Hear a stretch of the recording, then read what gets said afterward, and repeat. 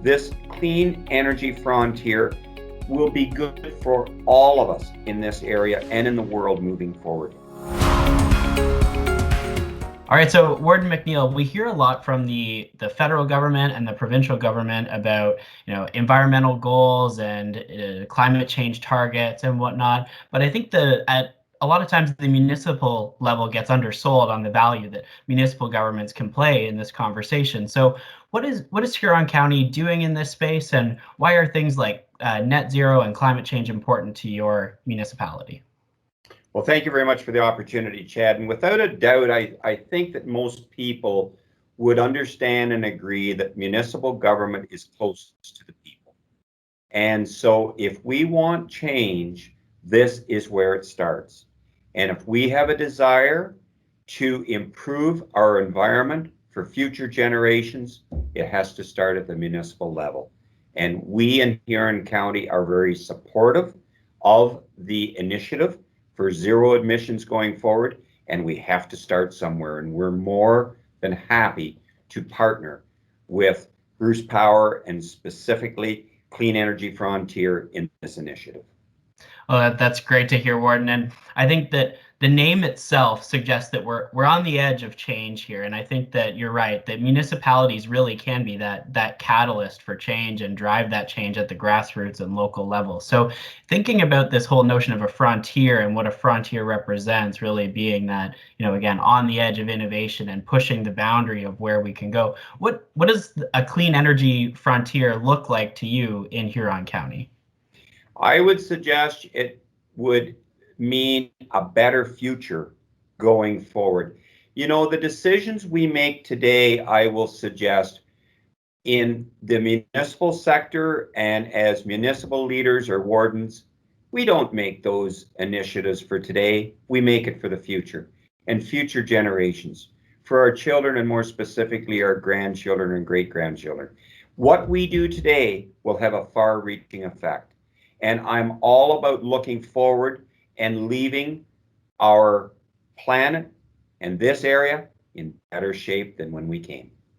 That's a great point. I think that's why a lot of municipal politicians and municipal leaders get involved in municipal politics, is really to make that future better for their kids, their grandkids, and generations to come. I think that cuts to the heart of why people do what they do. And I can't thank you enough for your leadership in this space. And if we look at what the Clean Energy Frontier is doing, we're taking a bit of a 30,000 foot view and not just solely focused on Bruce County or Huron County or Grey County. We think that this is a regional initiative. So what advantages do you see from working across municipal borders on an initiative like this?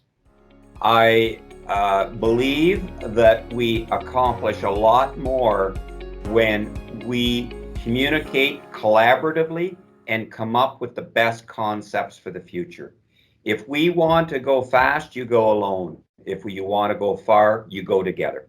And we're all in this together for our future generations. It starts with innovation, and that's your aspect. You see the future, and you allow us to be part of the conversation of that future going forward. And for that, Huron County is very appreciative, and we are supportive.